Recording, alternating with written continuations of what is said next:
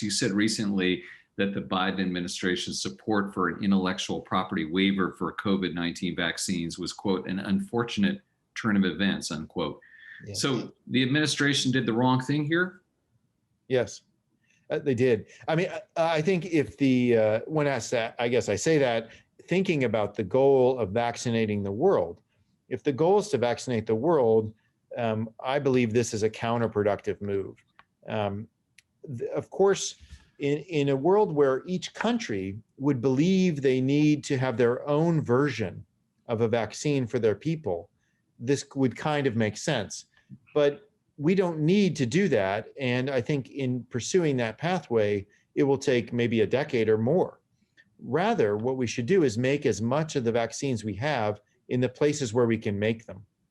When we start a new production facility for a complex product, like RNA vaccine is, or in our case, a monoclonal antibody, it takes about 4 years to build, staff, train, and validate that factory.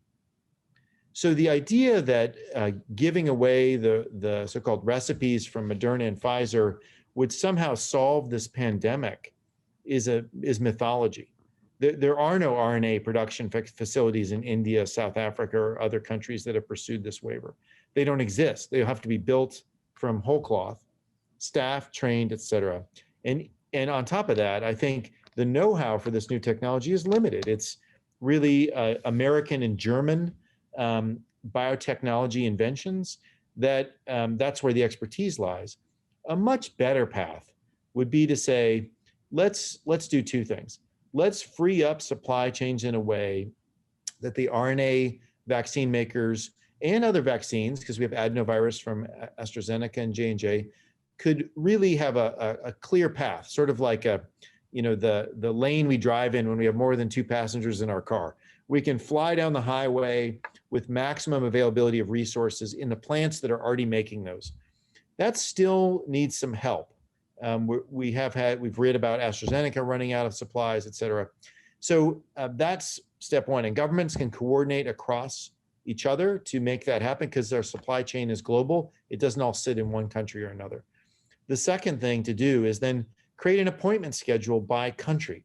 I think a lot of the anxiety here has to do with the fact that leaders in some of these countries are unsure if they'll be left on the sidelines or they'll get their chance to vaccinate their people.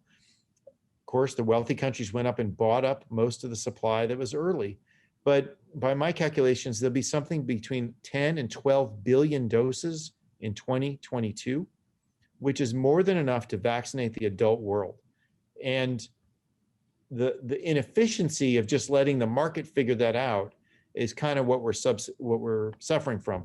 What would be better if the US took a leadership role to say, okay, based on risk factors of outbreaks and infection, as well as demographics like age, let's allocate these extra vaccines to the best places to allocate them. So older, higher risk countries get them first. And those politicians can rest at ease that their appointment is coming. They'll know when they exit the pandemic. David, was there any talk of the waiver also applying to therapeutics? There was talk and there was an ask there. Fortunately, the US didn't support that. And I should say, fortunately, both Angela Merkel and EU in total are opposing this waiver. And I think they're doing it for the reasons I just mentioned. They're unconvinced that it will affect the trajectory of the pandemic, as I am. And they believe that the better way is to actually just make more in the plants we already have running, which is, again, what I'm advocating for. And just last quick follow-up on the waiver. Does it look like it's going to actually ever happen then? I mean, that's another matter, right? Is that, and I think Dr. Fauci and others commented on this, that the process through the World Trade Organization to get a waiver is a consensus-driven process at the Council of the WTO, which is slow because anything that is a 3-letter agency in Geneva is slow by definition, and requires a broad consensus. Already, European Union's opposing it, so that tells you this is not a weeks or months thing. It's going to be more. Right, and then the longer it takes, the less need perhaps there is for it. By next summer, we'll have enough vaccines to vaccinate the world anyway. Why don't we just focus on that? It just seems self-defeating.